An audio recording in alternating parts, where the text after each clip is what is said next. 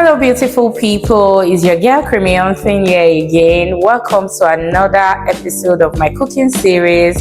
And today I'm going to be taking you through one of the yummiest, easiest, and simplest chicken wings you can ever make in your kitchen. So all you have to do is tag along, and don't forget to subscribe to my YouTube channel, Creamy Onthing. Share, like, leave a comment, and give me a thumbs up after every watch.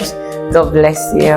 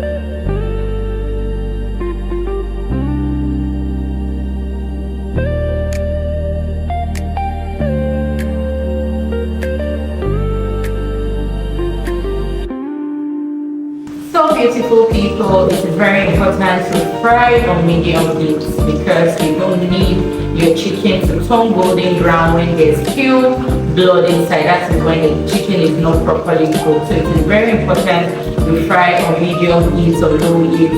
All I'm trying to say is always be in charge of your heat when cooking, especially when frying chicken wings. So let's continue frying.